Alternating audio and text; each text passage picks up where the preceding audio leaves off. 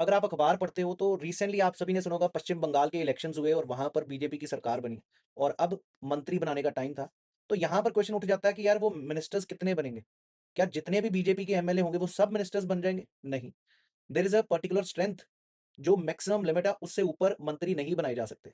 और ये 91st amendment से लिमिट बनाई गई थी। 91st अमेंडमेंट के तहत लोक अगर पार्लियामेंट की बात करें, सेंटर पे बात करें, तो मैक्सिमम कितने मिनिस्टर्स बन सकते हैं? 15% of Lok Sabha, remember this. And in the case of state legislature, it has to be 15% of legislative assembly. ये मैक्सिमम है। इससे नीचे जितने मर्जी मंत्री बनाओ। और इसी चक्कर में जून 1 को खबरों में था कि cabinet strength will rise to 41 और मंत्री बनाए जा रहे हैं, क्योंकि हर जो एमएलए बना उसका उद्देश्य तो यही होगा मैं मंत्री बन जाऊं। लेकिन सभी को नहीं सेटिस्फाई कर सकते। Maximum 15%। Got it, remember this. और ये क्वेश्चन 3-4 बार यूपीएससी पूछ चुका।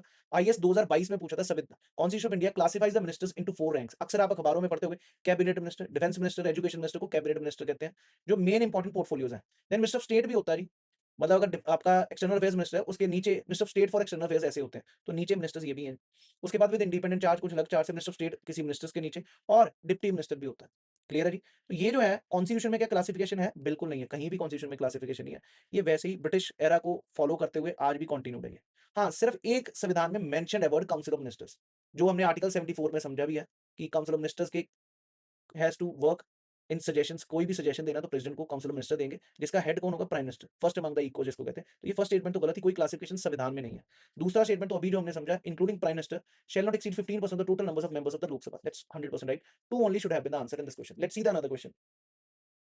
With which of the following amendment constitution is prescribed the council of ministers shall not exceed 15% of the total number of members of the house of the people or legislative assembly? It's 91st amendment. Very basic question it was. Same CDS में बाद में भी आया कि भाई total number of members in the union council of minister members in India shall not exceed what? 15% of parliament? No.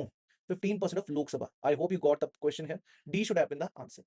I hope ये things are clear to you. अगर आप में से कोई भी मेरे साथ ज्वाइन करना चाहता है, ई तक्षशिला ऐप डाउनलोड करें और ज्वाइन करें सीडीएस के लिए अल्फा बैच, जिसमें comprehensively not only GS, English, maths, everything is going to be covered very comprehensively, not only for CDS but also for AFCAT at just a very nominal price. अभी 33% of है, जरूर subscribe करें। और अगर आप CAPF का target करें, आपके पास 45 डेज है, रिवीजन चाहते हैं पेपर 1 की, थॉरो पेपर 2 की, हर टॉपिक आपका पेपर 1 का कवर होगा, पेपर 2 का भी, तो संकल्प बैच ज्वाइन करें। और प्रॉपर टेस्ट सीरीज भी आपको इस बैच में मिलेगी। Thorough coverage of the syllabus will be done. तो ज्वाइन करें ई तक्षशिला ऐप।